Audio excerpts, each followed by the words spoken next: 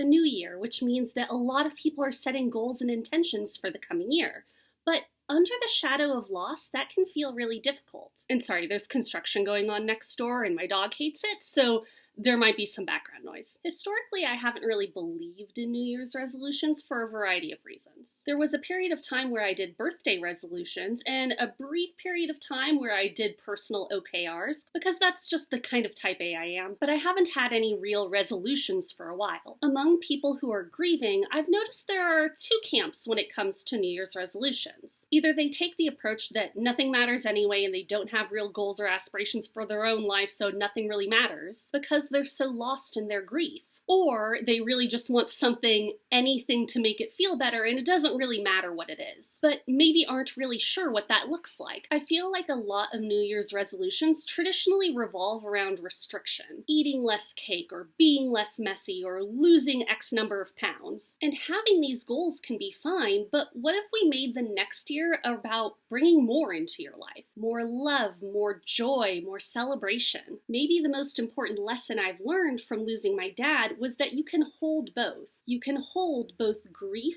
and joy. You can be sad to have lost someone and be grateful to have known them. You can still wish they were here and still be grateful for the life you get to live. So with all of that in mind, let's look ahead to 2025 together. First, I'll take you through some additions in my life that have been really helpful since losing my dad, and that you might find helpful as well. Then I'll tell you what my resolutions are for the next year. Number 1, more gratitude. The impact of gratitude on our individual sense of peace and happiness has been very well studied. In one study, people who reflected on what they were grateful for just once a week were not only happier, but also made fewer trips to the doctor. Another shows a strong relationship between higher rates of gratitude and lower rates of depression. And another study found that keeping a gratitude journal can lower your blood pressure. And another still found that those with the highest rates of gratitude were 9% less likely to die. It's good for you. Like all new habits, it can feel kind of daunting to start, but it is super easy and now something that I look forward to. I used to keep it as a note in my phone so I could just jot it down whenever, but now I keep my gratitude journal next to my bed, and every night write down one thing I'm grateful for before going to sleep. Here, I'll read you some examples.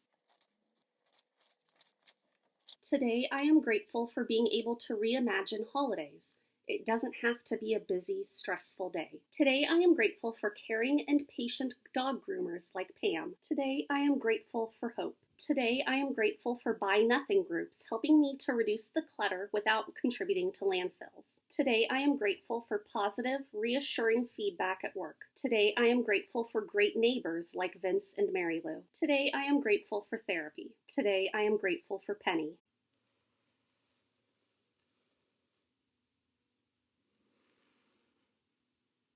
Today, I am grateful for audiobooks. Today, I am grateful for a phone that doesn't break when I drop it. I'd love to hear what you're grateful for in the comments below. This one might sound a little more out there, but hear me out. Number 2, more probiotics. I'll be the first to admit that research is a little lighter here than it is on gratitude, but I feel like there's a difference. We now know that our gut microbiome plays a significant role in our overall health outside of just our digestive system, although exactly to what extent and how seems a little murky still. If you understand more about this than I do, please do comment below. Some studies suggest that a more diverse gut microbiome relates to a happier and less stressed brain. For me, I've used a probiotic supplement before, but I prefer to just eat probiotic foods every day. It's tastier, it's cheaper, and it might be more effective. Your probiotic foods of choice might be sauerkraut, miso, kimchi, yogurt, and more. When you're checking labels, look for something like live and active culture to be sure it has active probiotics. Also remember to not cook your probiotics.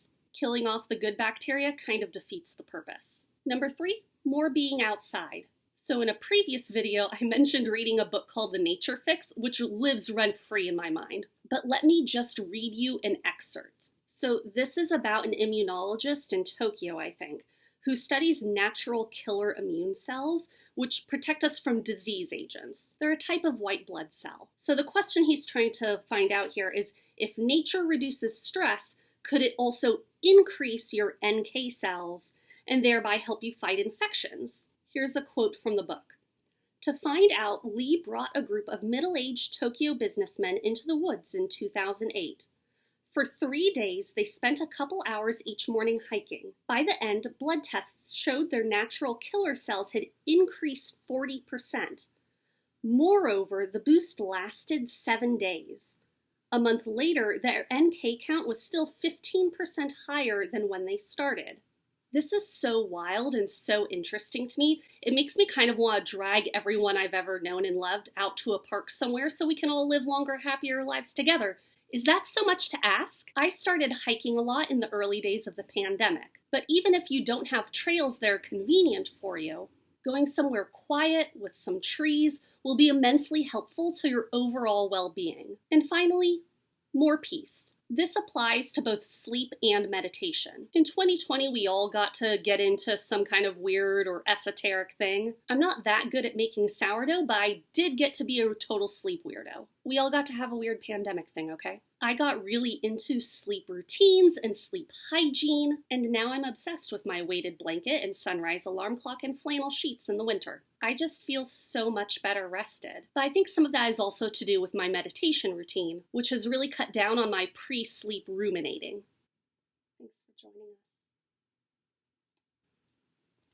I intend to carry all those forward because they've been really positive additions to my life, and I am noticeably better able to manage my grief because of those choices. So what's next? Here's what I have in mind for 2025. More intentional fun. The short version is I want to laugh more, and it's clear that I need to make a conscious effort to make sure I do. I read a book recently that was basically about how we lose sight of play as an activity as we get older, and I'd like to bring that back. Also, more new things. I like learning stuff. I think it's interesting, I think it's fun. Plus, it's good for your brain to keep learning new things and forming new pathways in your brain. I want to continue my French practice and my piano practice, and I think I want to learn some type of visual art, maybe ceramics or sketching. If you've learned a new skill this year or have an idea for something I could try, comment below, I would love to hear it. And finally, more connection. Maybe this is kind of debatable, but I suspect a lot of you will agree with me. Culturally, we've gotten a lot worse at connecting with one another. I feel like people are a lot flakier, people are on their phones more than they're taking in the environment around them. We've lost the fine art of small talk.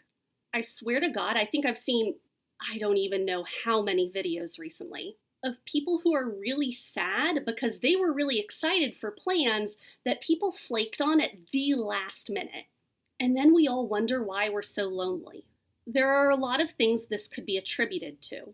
The internet, our diminishing attention spans, the pandemic, and those could all be true, but this is something that's only going to improve through conscious effort. So I'm going to try and be more present. If I'm waiting to meet someone in a bar or restaurant, I'm going to chat with the server or the person sitting next to me rather than scrolling on my phone. I'll make more plans to spend time with friends.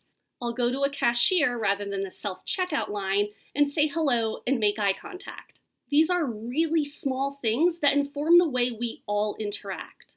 So with that, I'd love to hear what your goals are for the coming year. Leave a comment down below, and I'll see you next year. Happy New Year.